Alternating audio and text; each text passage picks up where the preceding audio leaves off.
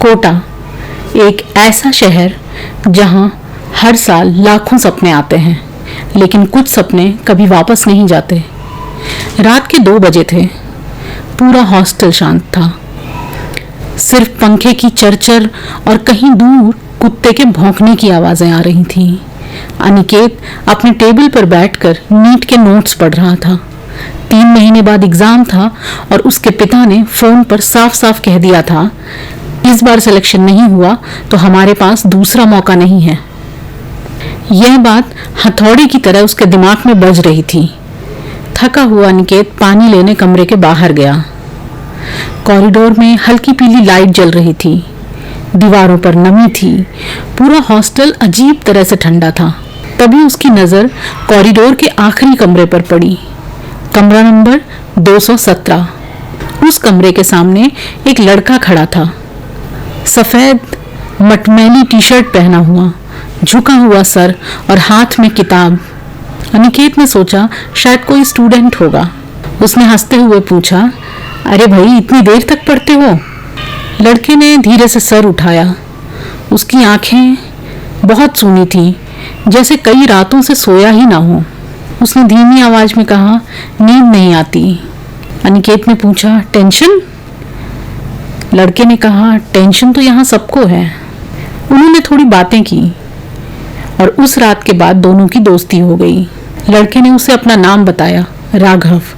राघव बहुत तेज था। बायोलॉजी उसे पूरी याद थी।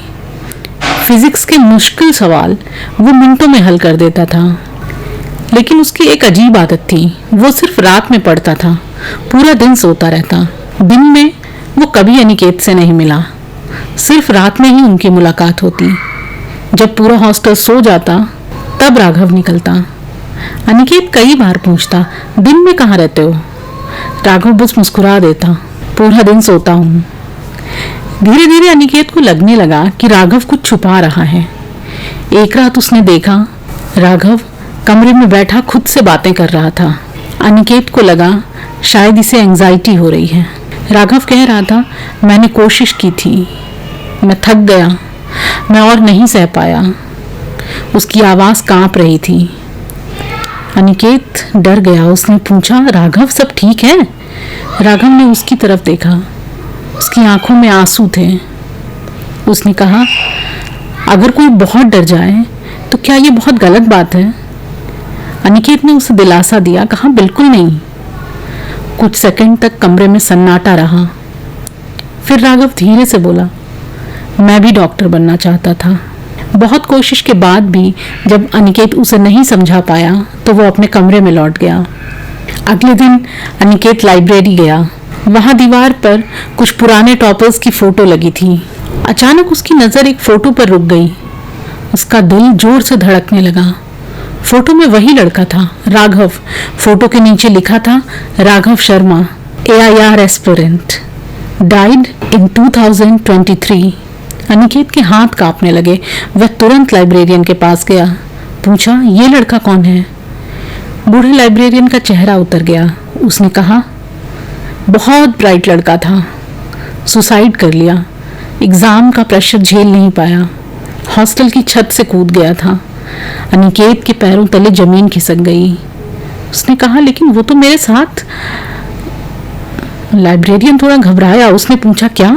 अनिकेत समझ गया कि कुछ भी बोलने का कोई फायदा नहीं है। कोई नहीं समझेगा कि क्या हुआ था। उस रात बहुत डरते हुए वो अपने कमरे में आया और पूरी रात अपने कमरे से बाहर नहीं लौटा। सुबह जब वो राघव के कमरे में गया तो कमरा बिल्कुल खाली था, लेकिन टेबल पर एक किताब रखी थी। उस पर लिखा था, ऑल द बेस्ट। नीचे खून जैसे लाल रंग से एक लाइन बनी थी। लिखा था, इस शहर में कुछ सपने कभी खत्म नहीं होते। तभी कमरे की लाइट झपकने लगी, पंखा अपने आप तेज घूमने लगा और पीछे से आवाज आई, अनिकेत।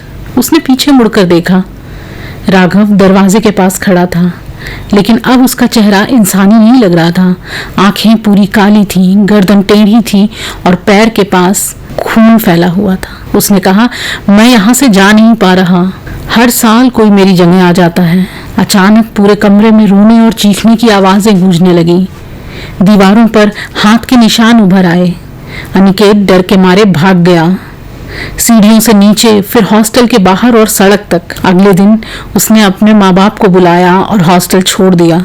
जाते जाते जब उसने पीछे मुड़कर देखा तो तीसरी मंजिल की खिड़की में राघव खड़ा था। हाथ में वही किताब थी और उसके पीछे कई स्टूडेंट्स खड़े थे, चुपचाप, बिना पलक झपकाए।